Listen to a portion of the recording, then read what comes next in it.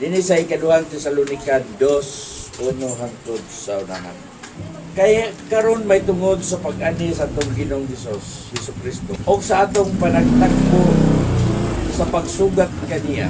Maghangyo kami kaninyo mga igsoon nga dili unta kamo magkuyawan pagdali ni makulbaan bisan pinaagi sa espiritu o sa pulong o pinaagi sa sulat sa pahayag nga daw kami mao ang nagaingon nga ang adlaw sa Ginoo ani ana.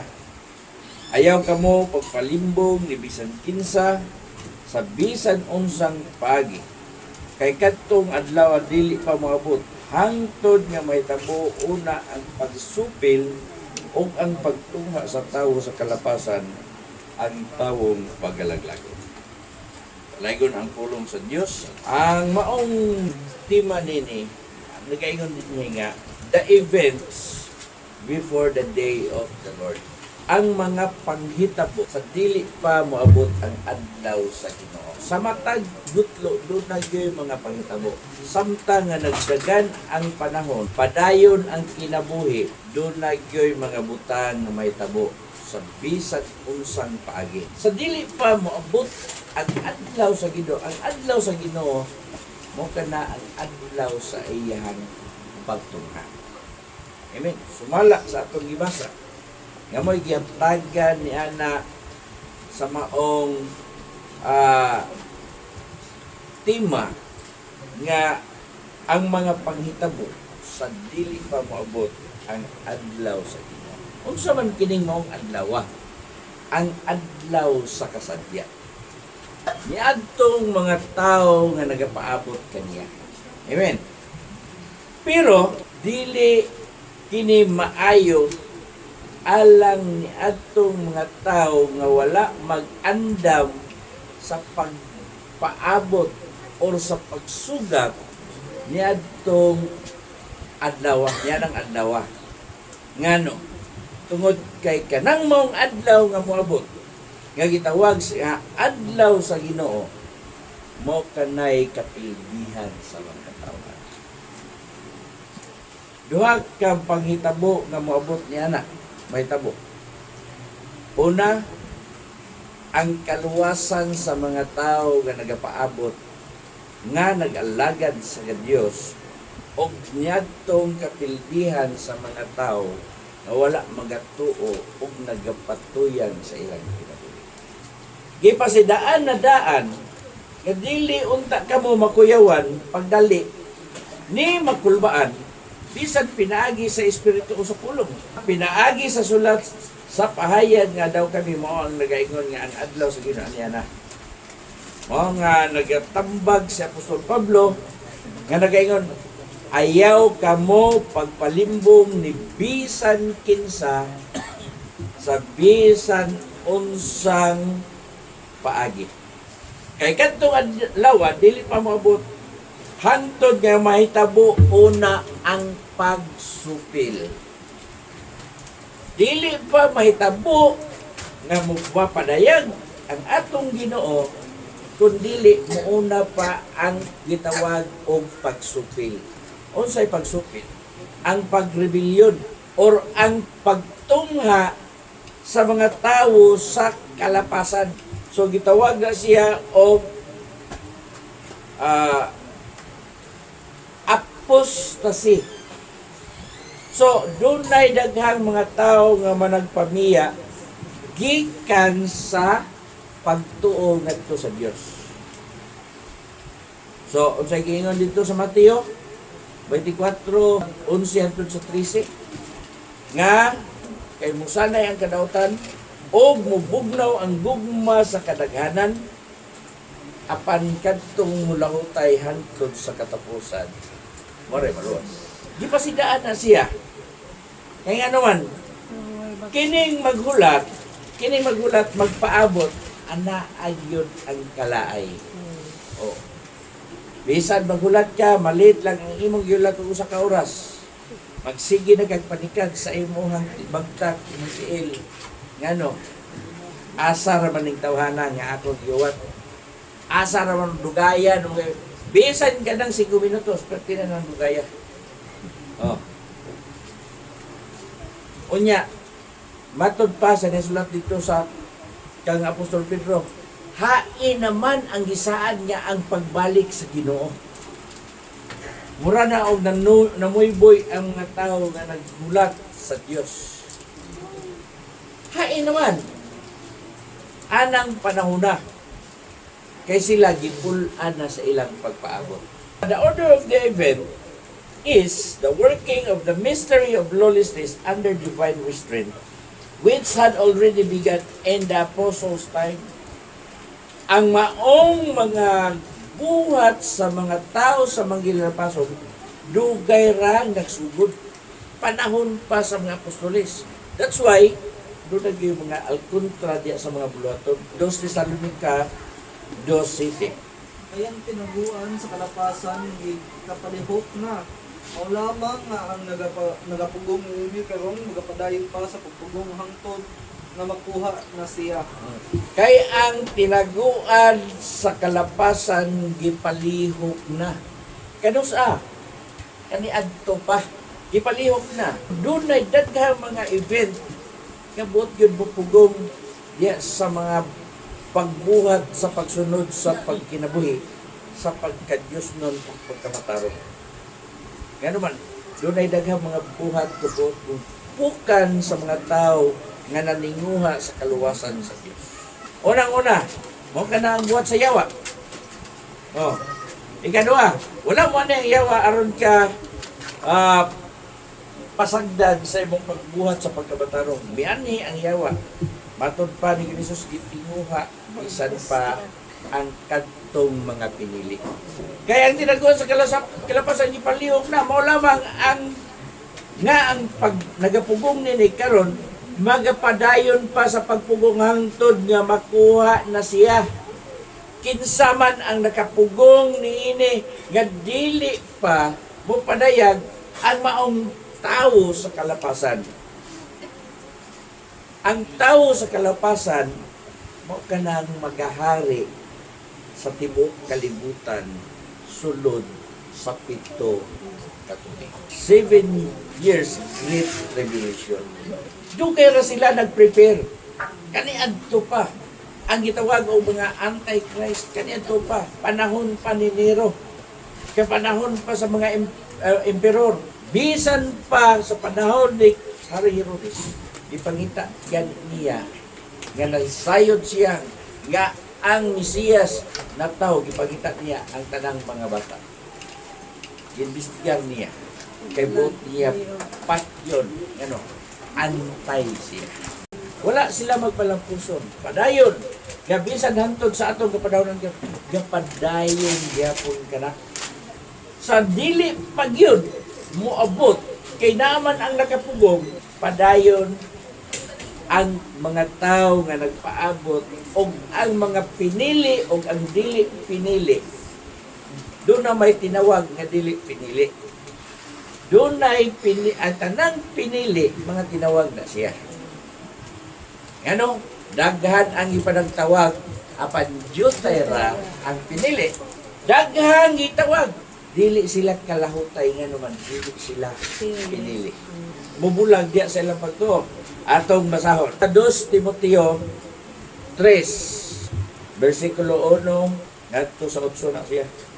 Ang kahimtang sa kalibutan sa atong panahon karon sa kalahian panahon.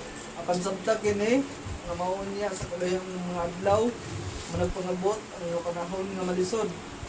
Kaya ang mga tao niya mga higumaon man sa ilang kaugalingon, mga hinapi, ipagawal, hambugiro, pagpalasan, masukihon, sa mga ginikanan, walay gabalos, dili gusnon, walay pagbati sa paghigugma, dili marukmay, tigbutang-butang, mapatayangon, mabangis, dili mahigugmaon sa maayo, magulhion, madali-dalion, tigpaburot, nga nagahigugma sa kalipayan ini sa Dios ug tawo Hinoon, nga nagabaton sa dagway sa tinuuhan, apan nagapanghimakak sa gahom niini, ikay kining maong mga tawhana.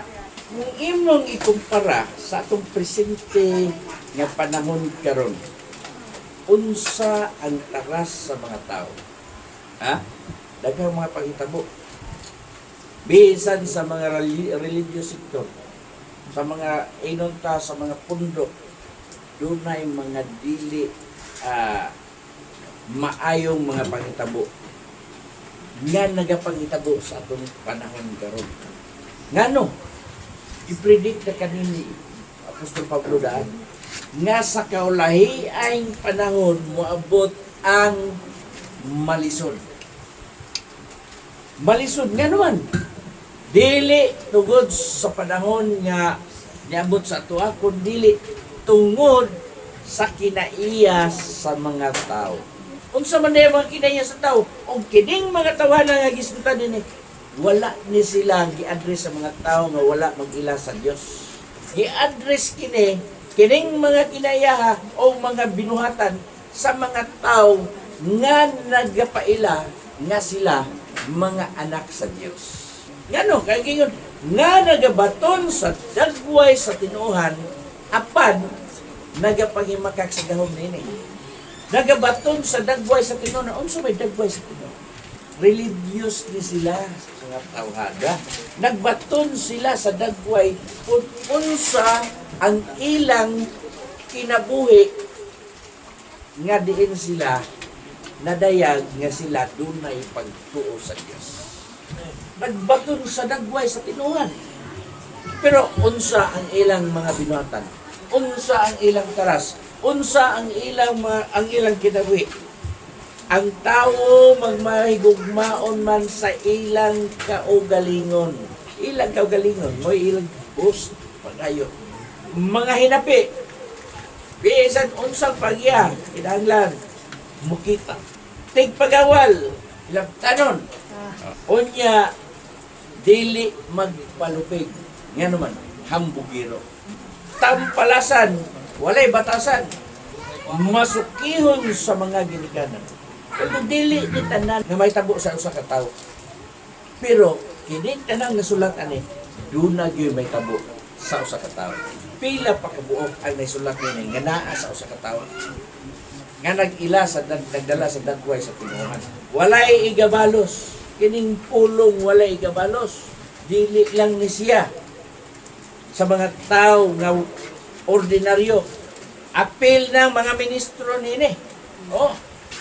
Apil ng bisan kinsa nga magwawali nini.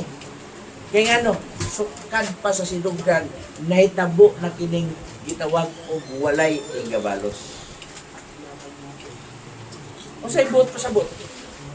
Si Ginoong Hesus, nahitabo kaniya tungod sa usak kaniya ka mga tinunan or usak ka apostolis nga gitawag nga walay igabalos. O kining gitawag og hinapi. Kaya naman, unsa man ni si Judas? Si Judas mo ay nagdawat sa ilang, naghawid sa ilang kwarta. Si Judas, usa ka taong hinapi, that's why iyang gibaligya si Jesus aron mahiagon ngadto sa hukmanan bisan wala siya sala.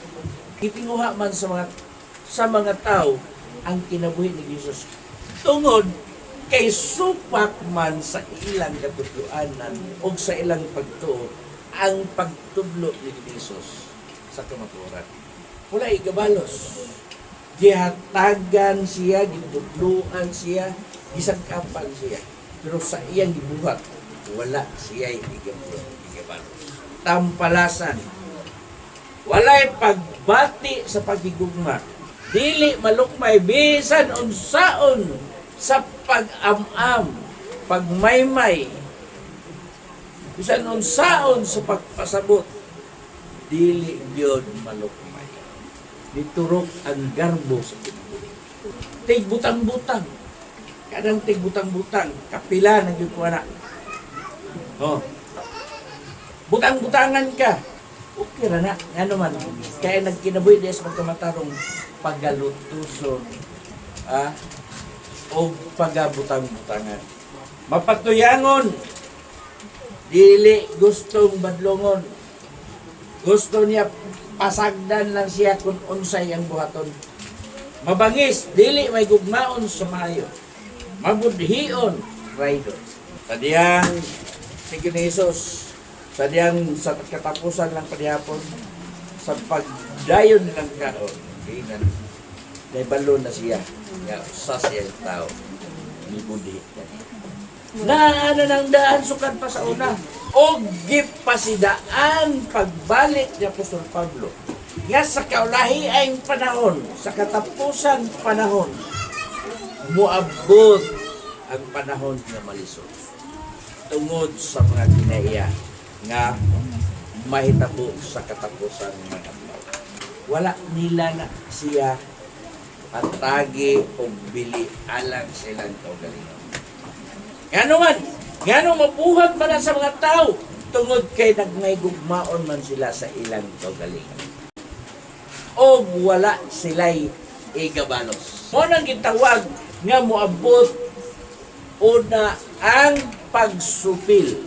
Sa dili pa mo padayag, may padayag ang adlaw sa Ginoo, may tabuo na ang pagsupil. Sa dili pa kuhaon sa Dios ang iyang mga katawan, duna paunay pagpamiya gikan sa pagtuo. Kining mga tawhana, baton pa sa atong ibasa, nagdala sa dagway sa tinuuhan. O sige dala, unsa ang imong pag-ila sa Dios?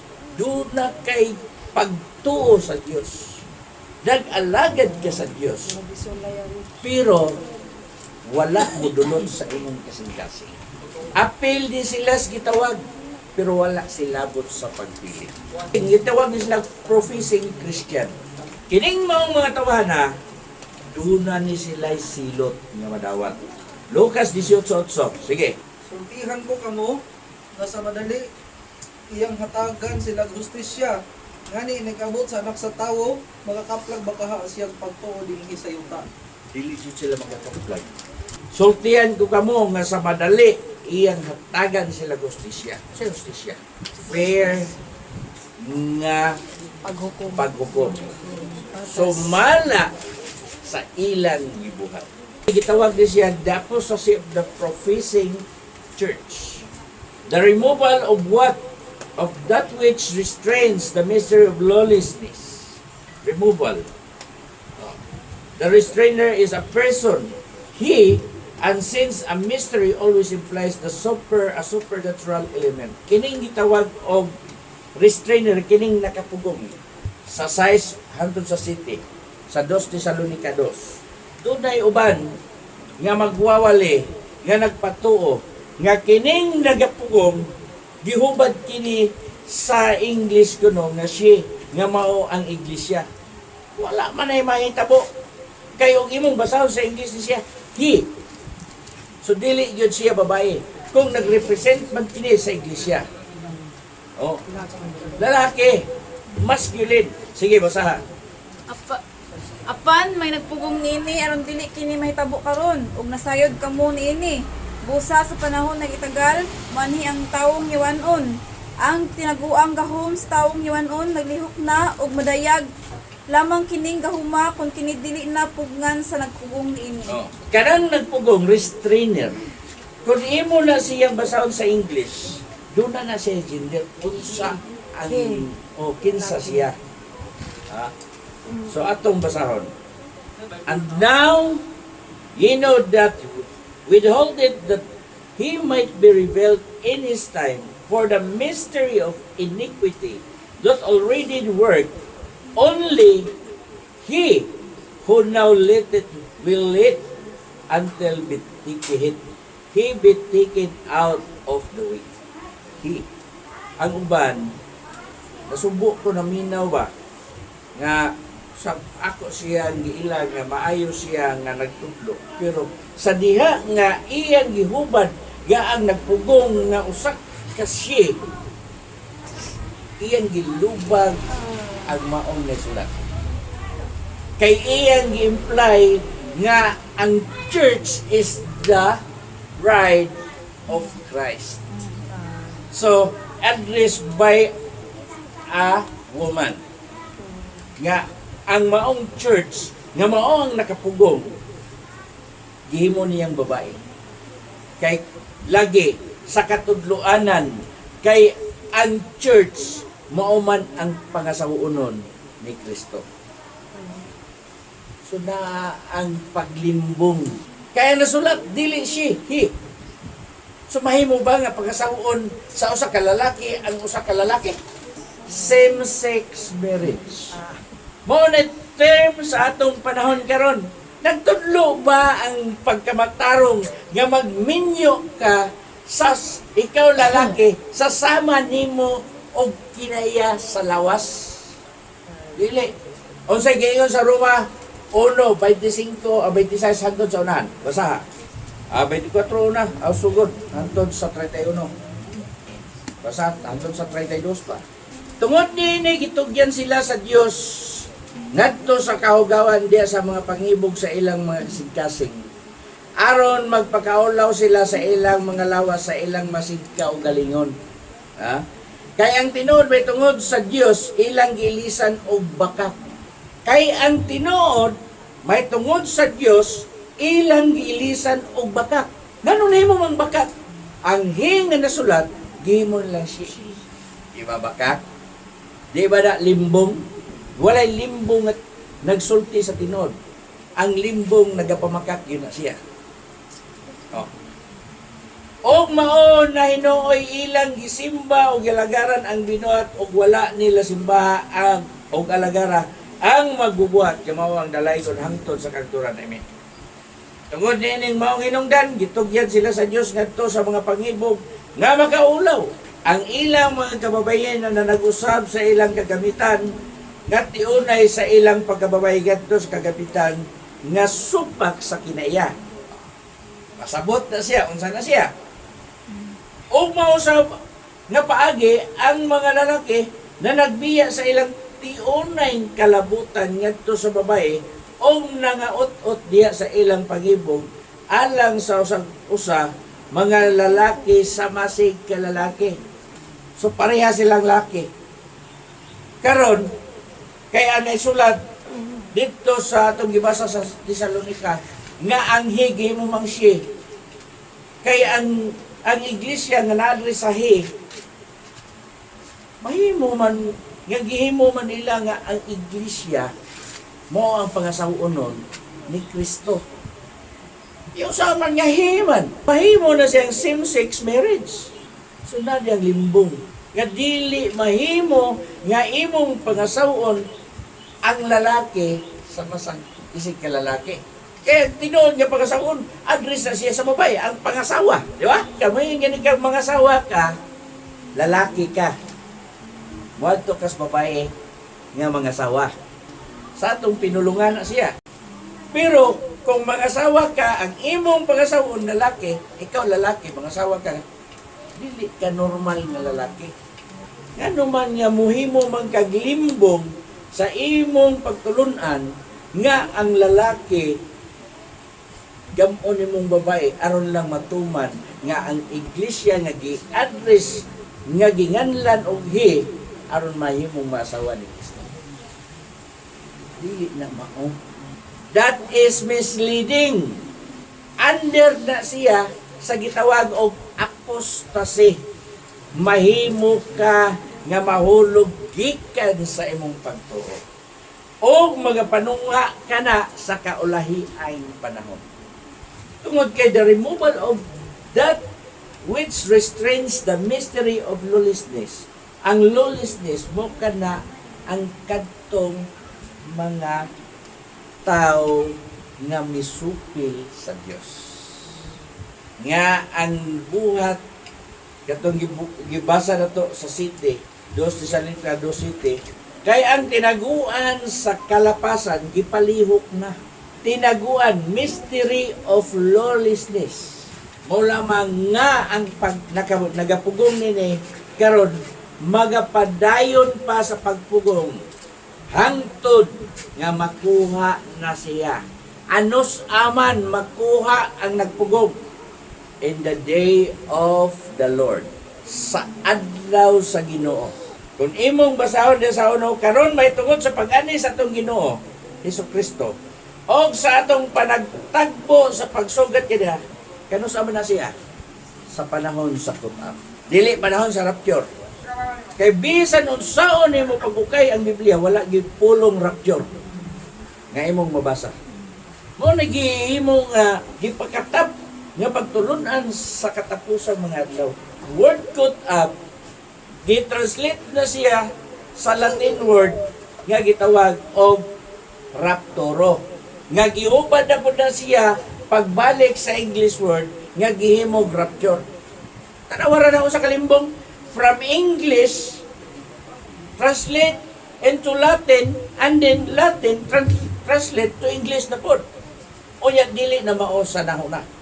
O maonay gigamit sa tanang mga magwawali. Ang unscriptural nga word nga maoy gipaila sa tanan. Limbong na siya. O sa ikot din? Kuha. Up. Garo kayo na. O yan pag yun sila masatisfy na. Dali ba sabton ang rapture? Dili. Ang hubad sa rapture, put up gihapon. Yan nung atom kas generic, kinaamay dili generic. Ha? Original.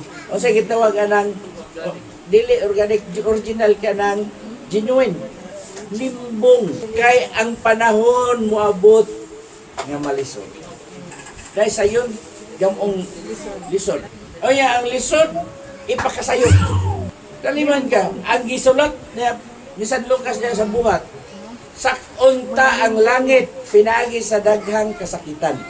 Pero, mga magwawali, taga Diniras Bohol, sayon ra kayo nga maluwas. Gisupak niyang nasulat. Yung panahon nga mga lagad ka, dunay daghang kalisdanan. Kay pagasulayon, ang inyong pagtuo, matud pa ni Apostol Pedro sa unang Pedro 1, nga ang inyong pagtuo, ginasulayan, daw sa kalayo, daw ingon sa bulawan. Nga ginasulayan, pinagig kalayo. O ingnon taga i-purify gani. Ang tanan nga i-purify, pinagig kalayo, matunaw na siya. Ha? Inagka-purify, ana, magawas ang 100% pure. Oh. But pasabot, sunogon ang tanang ng hingapin diya kanimo. Ang magpabili nimo kanang lunsay nga ikaw nga gikaymutan sa Dios. Mo na siya. O yan karon, sakon ang langit pinagi sa daghang kasakitan mo nang pag-purify sa imo ang kinabuhi. Pinagi sa imong pagtuo. O ya iwali nimo, sayon ra kayo nga maluwas. Sayon ra kay sakon ang langit. Imong gisupak ang kasulatan. Unsang paagi nga kaluwasan ang imong gitulo. Napagingon, long suffering, but pasabot, og moyon kag long suffering, temptation na siya sa uban, sa gihubad sa uban, long suffering, dili gyud na short, long gyud na siya. Ha? Dili gyud na siya karon lang. Dili taas pa na siya kay ano long man. Kita mga tao, hilig tag short. O sa nga short? Kaya gianan, ari jud kaagis lisod kay shortcut. Babunggo.